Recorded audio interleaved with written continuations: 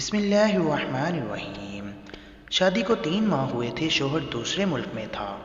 جب ساس کی دوستیں گھر پر آئیں تو ساس جلدی سے بولی تیار ہو کر میری دوستوں کے سامنے آنا۔ جب میں ان کے سامنے گئی تو ان میں سے ایک نے میرا رشتہ مانگ لیا۔ ہوش تو تب اڑے جب میری ساس نے رشتے کے لیے ہاں کر دی اور زبردستی میرا نکاح کروا دیا۔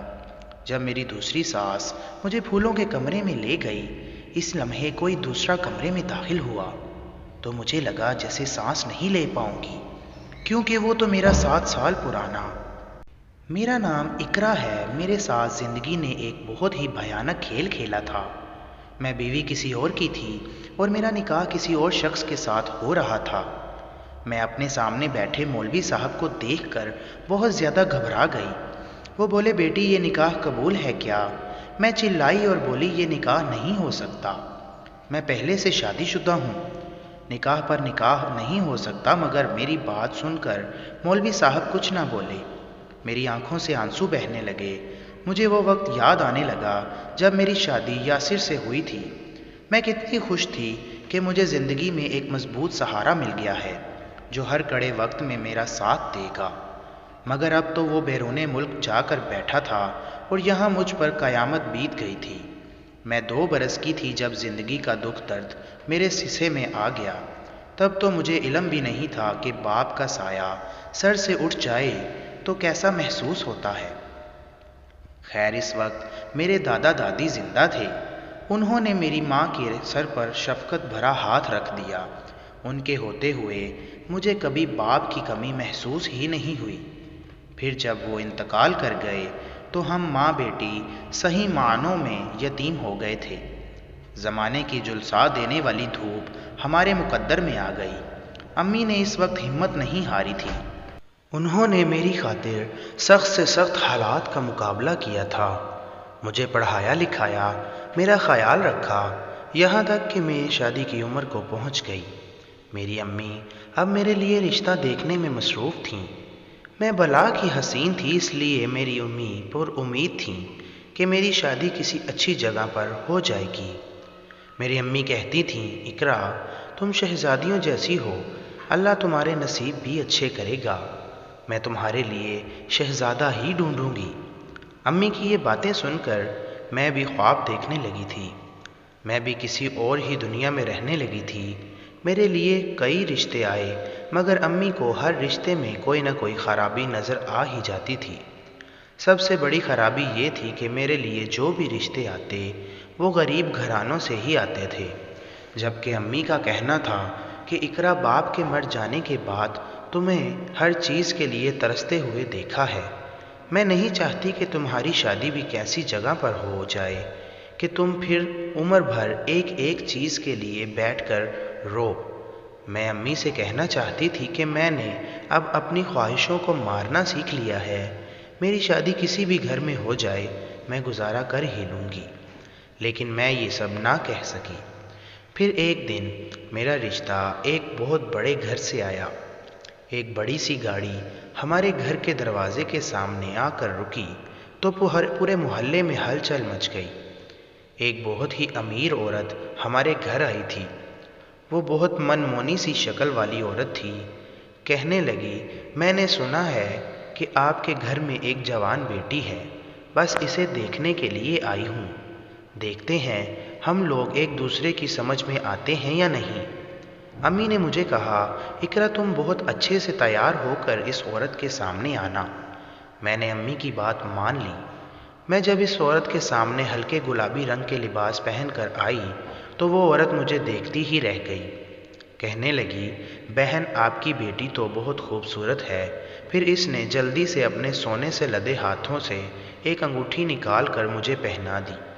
کہنے لگی بہن اقرا تو آج سے میری ہوئی۔ امی بھی بہت خوش تھیں، اس لیے کہنے لگی بہن ہم ایک بار لڑکے کو دیکھ لیں، اس کے بعد ہم بھی ہاں کر دیں گے۔ امی کی خوشی کا کوئی ٹھکانہ نہ تھا۔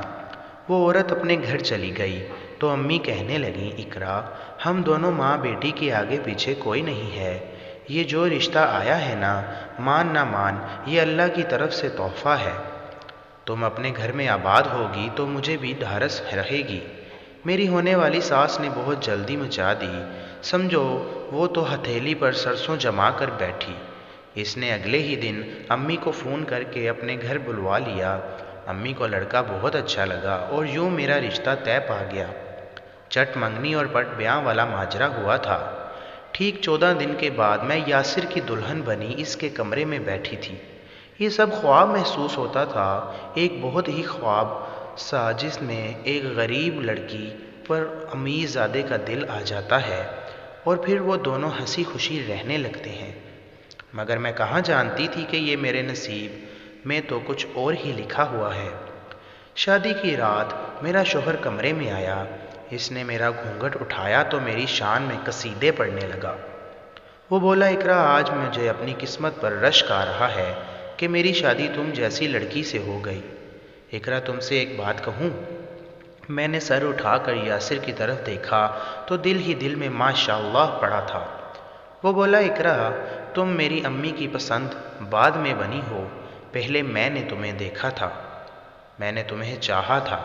میں یاسر کی بات سن کر حیران رہ گئی۔ میں بولا، اچھا، وہ کیسے؟ یاسر کہنے لگا، اقرا، تمہیں یاد ہے نا، آج سے 3 ماہ قبل تم اپنی ایک سہیلی کی شادی میں گئی تھی۔ تم نے سبز رنگ کا لباس پہنا ہوا تھا، بالوں کی چٹیاں کر رکھی تھی۔ میں نے جلدی سے اسبات میں سر ہلا دیا اور بولی، ہاں ہاں یاد ہے۔ یاسر کہنے لگا، میں بھی اس شادی میں شرکت کے لیے آیا تھا۔ میں نے پہلی نظر میں ہی تمہیں دیکھ کر پسند کر لیا تھا۔ میں نے بڑی مشکل سے تمہارا پتہ ڈھونڈا، پھر امی کو اس شادی کے لیے راضی کرنے میں بہت زیادہ وقت صرف ہو گیا، بس اسی وجہ سے شادی میں دیر ہو گئی۔ میں ہکا بکا سی یاسر کی بات سن کر رہی تھی۔ مجھے بے انتہا خوشی ہوئی۔ میں کسی ایسے شخص کی شریک حیات بن گئی تھی جس نے مجھے حاصل کرنے کے لیے بہت سے جتن کیے تھے۔ یہ احساس بہت انوکھا تھا۔ یاسر نے مجھے سونے کے کڑے پہنائے۔ وہ میرے قریب آنے لگا تو صحن سے کسی کے چیخنے کی آواز آئی۔ یاسر بہت زیادہ گھبرا گیا۔ وہ جلدی سے باہر کی جانب بھاگا۔ میں بھی اس کے پیچھے ہی گئی۔ میں نے عجیب منظر دیکھا۔ میری ساس زاروں کی طار رو رہی تھی۔ یاسر بہت پریشان لگ رہا تھا۔ وہ بولا، امی مجھے بتائیں، آخر ماجرا کیا ہے؟ آپ یوں کیوں رو رہی ہیں؟ میری ساس بولی، یاسر، میرا دل بہت زیادہ گھبرا رہا ہے، جیسے کچھ بہت غلط ہونے والا ہے، جیسے ہم پر کوئی بہت بڑی مصیبت ٹوٹنے والی ہو۔ یاسر بولا، امی آپ بھی کمال کرتی ہیں، ایسا کچھ بھی نہیں ہے، اپنے دل سے یہ خیال نکال دیں۔ پھر میری ساس میری جانب بڑھی اور میرا ہاتھ تھام کر بڑی لجاجت سے بولی، بیٹی اقرا، میں تمہیں اپنا خوبصورت اور ہونہار بیٹا عمر بھر کے لیے سونپ چکی ہوں۔ اگر تم اجازت دو تو آج میرا بیٹا میرے پاس رک جائے، پھر تو وہ تم دونوں کا عمر بھر کا ساتھ رہے گا۔ ساس کی بات سن کر میں پریشان ہو گئی۔ میری ساس نے میرا ہاتھ دبایا اور بولی، کیا ہوا اقرا؟ تمہیں میری بات اچھی نہیں لگی کیا؟ سچ کہوں تو مجھے اپنی ساس کی بات سچ میں اچھی نہیں لگی تھی، مگر میں منہ پھاڑ کر یہ نہیں کہہ سکتی تھی، کیونکہ میں اپنی ساس سے بیر نہیں پالنا چاہتی تھی۔ اس لیے مروتہ بولی، نہیں نہیں آنٹی، مجھے آپ کی بات ہرگز بری نہیں لگی، آپ یاسر کو لے جائیں۔ وہ خوش ہو گئی اور مجھے ڈھیروں دعائیں دے کر میرے شوہر کا ہاتھ پکڑ کر اسے اپنے ساتھ لے گئی تھی۔ میں اپنے کمرے میں آ کر لیٹ گئی۔ میرا دل بجھ سا گیا، شاید مجھے خوشی راس ہی نہیں آتی۔ یہ سب سوچتے ہی میری آنکھ لگ گئی۔ صبح اٹھی تو گھر کا ماحول بہت زیادہ خوشگوار تھا۔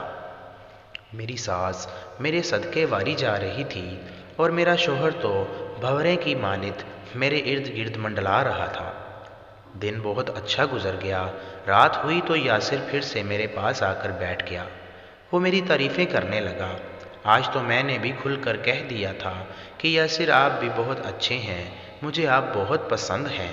میری بات سن کر یاسر تو 7ویں آسمان پر پہنچ گیا۔ ابھی ہم بیٹھے باتیں ہی کر رہے تھے کہ صحن سے پھر سے رونے کی آواز آنے لگی۔ یاسر کے چہرے پر ناگواری سی پھیل گئی۔ اس نے سر جھٹک دیا اور پھر سے مجھ سے باتیں کرنے لگا۔ تب ہمارے کمرے کے دروازے پر دستک ہوئی۔ یاسر کے ماتھے پر بل پڑ چکے تھے۔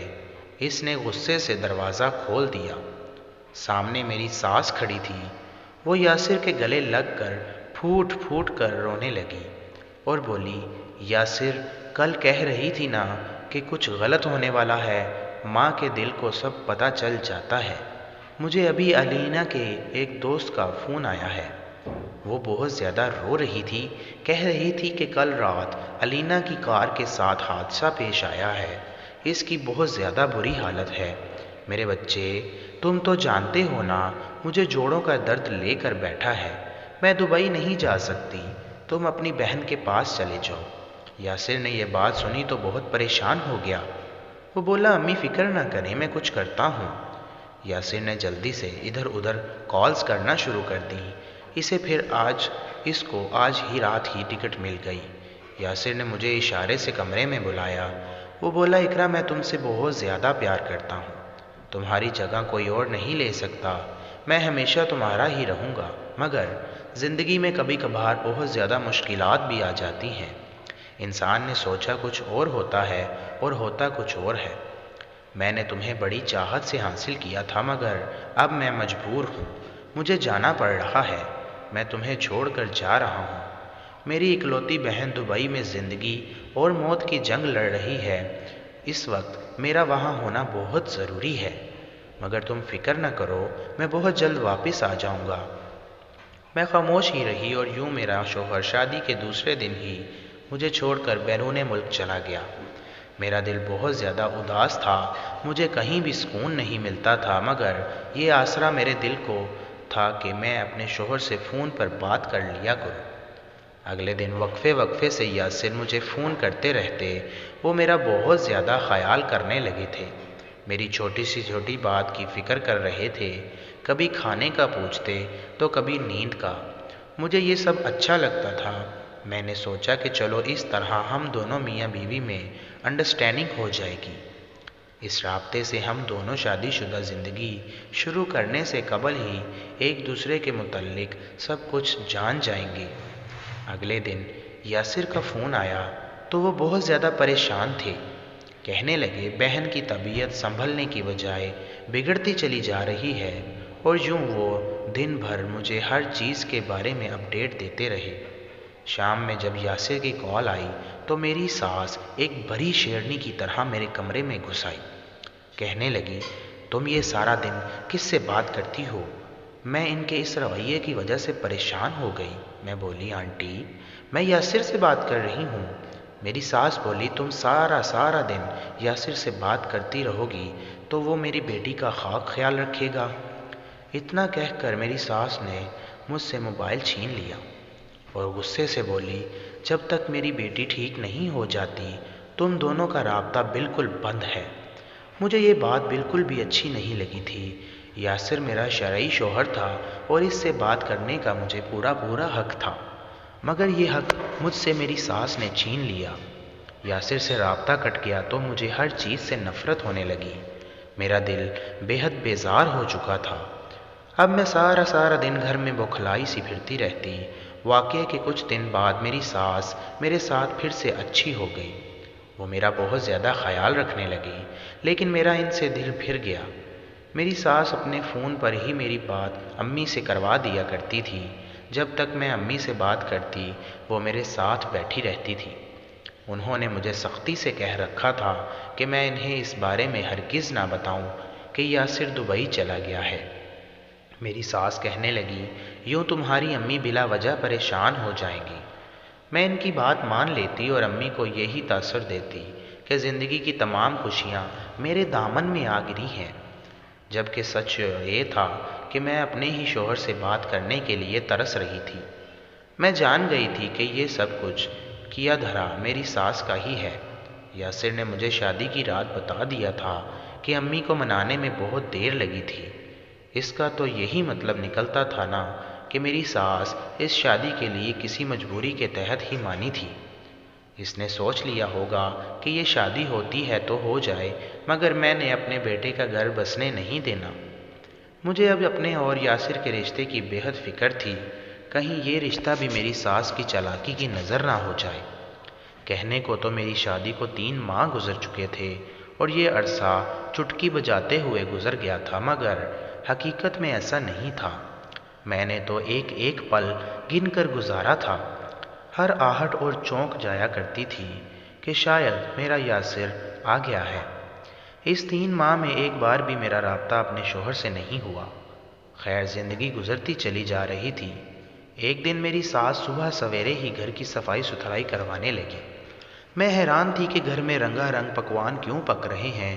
تب میری ساس بولی، آج میری دوستیں گھر دعوت پر آنے والی ہیں، تم بہت اچھے سے تیار ہو کر میری دوستوں کے سامنے آنا، کیونکہ میری عزت کا سوال ہے۔ آخر لوگ دیکھنا چاہتے ہیں کہ میں اپنے کروڑ پتی بیٹے کے لیے کیسی لڑکی بیاہ کر لائی ہوں۔ میں نے ان کی بات مان لی اور الماری میں سے اپنا سب سے پیارا لباس نکال کر پہن لیا۔ چونکہ میں بہت حسین تھی تو آج ذرا سی تیاری کے بعد ایسا لگنے لگا تھا جیسے آج آسمان سے کوئی حور اتر آئی ہو۔ میری ساس کی دوستیں آ گئیں۔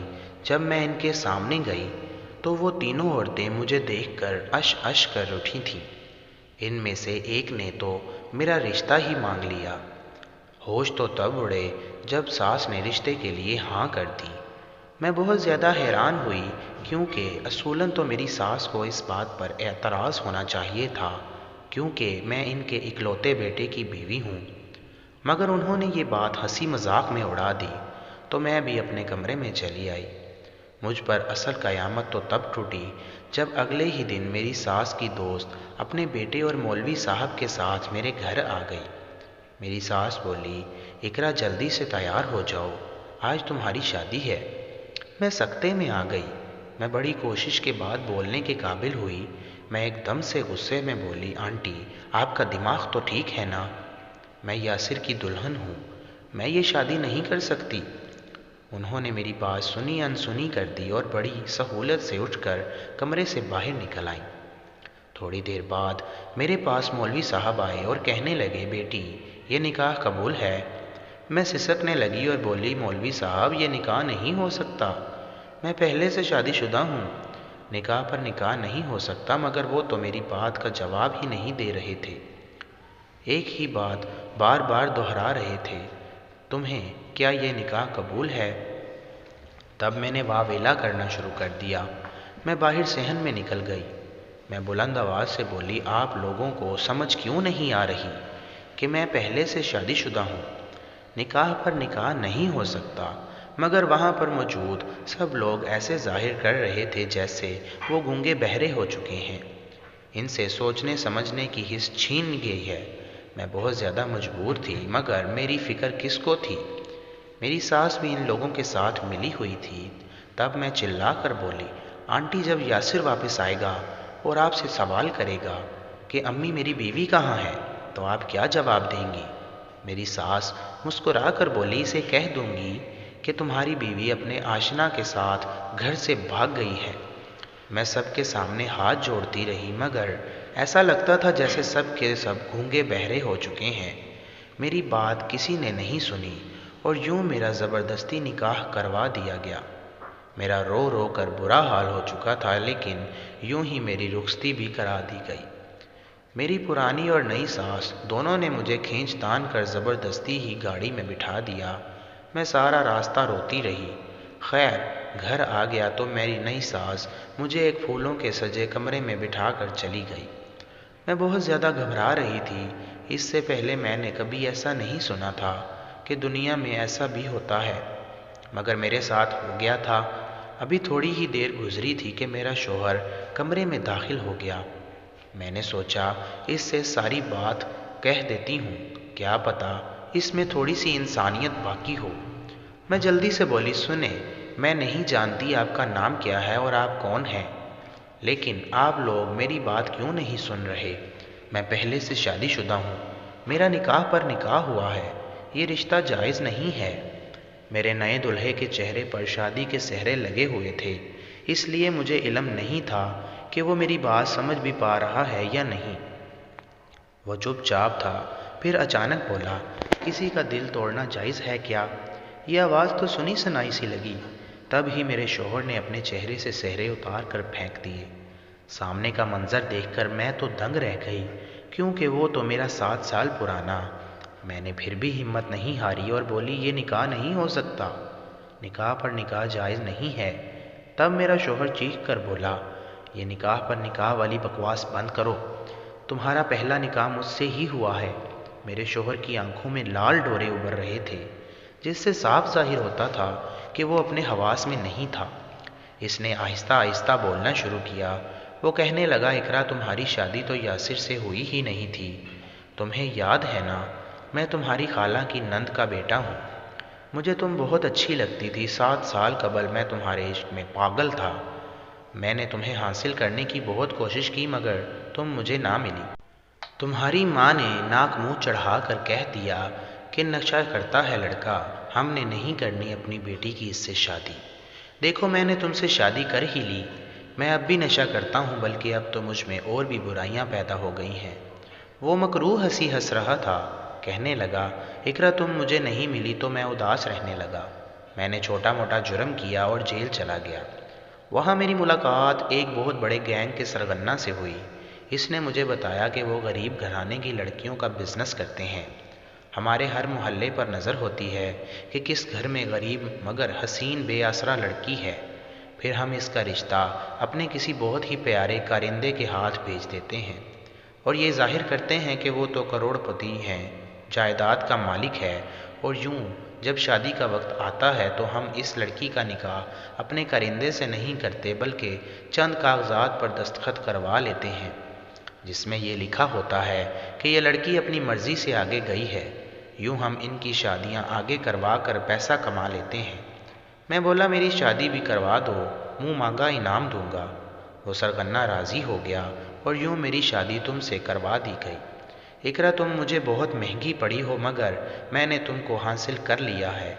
یاسر سے تو تمہاری شادی ہوئی ہی نہ تھی، وہ عورت تو تمہاری ساس تھی، وہ بھی اس کے گروپ کا حصہ تھی۔ یاسر دبئی بھی نہیں گیا ہوا، یہ سب جھوٹ تھا۔ اتنا کہہ کر احسن ہنسنے لگا جبکہ میں رونے لگی۔ احسن نشے میں دھت اپنی جیت کی خوشی مناتے مناتے وہی ڈھہ گیا۔ میں ایک دم سے اٹھ بیٹھی۔ احسن سو چکا تھا۔ میں نے جلدی سے ایک بڑی سی چادر اٹھائی اور وہاں سے بھاگ کھڑی ہوئی۔ میں اپنے گھر آئی تو ماں کی بہت عجیب حالت دیکھی۔ وہ میری یاد میں رو رو کر پاگل سی ہو گئی تھی۔ انہوں نے مجھ سے گلا کیا کہ تم اپنی ماں کو کیوں بھول گئی؟ میں نے الف سے یہ تک انہیں ساری داستان سنا دی۔ میری امی میرے گلے لگ کر پھوٹ پھوٹ کر رونے لگی کہ میری بچی نے اتنا عذاب سہا۔ صبح ہوئی تو میں اور امی تھانے چلی گئیں۔ ہم نے یاسر، احسن اور ان کے گینگ کے خلاف مقدمہ درج کروا دیا۔ اللہ کا لاکھ لاکھ شکر تھا کہ اس بار یہ کیس ایک امانت دار SHO کے سامنے آیا تھا۔ اس نے مجرموں کو پکڑ کر کیفر کردار تک پہنچانے کی یقین دہانی کروائی۔ نہ جانے ہمارے ارد گرد کب تک ایسے بھیڑیے پھرتے رہیں گے تو پیسے کی لالچ میں آ کر لوگوں کے گھر اجاڑتے رہیں گے۔ وہ یہ کیوں بھول جاتے ہیں کہ اگر اس جہاں میں بچ بھی گئے تو اگلے جہاں میں ان کی جان خلاصی کوئی نہیں ہو سکتی، تب انہیں سخت عذاب کا مزہ چکھنا ہوگا۔ دوستو، اگر آپ کو آج کی یہ ویڈیو بھی پسند آئی تو کائنڈلی ویڈیو کو لائک کریں اور ہمارے چینل توفیق وائس کو سبسکرائب کر کے بیل آئیکن لازمی دبائیں تاکہ ہماری آنے والی ہر نئی ویڈیو آپ تک بر وقت پہنچتی رہے۔ تو ملتے ہیں کل ایک نئی ویڈیو کے ساتھ، تب تک کے لیے اللہ حافظ۔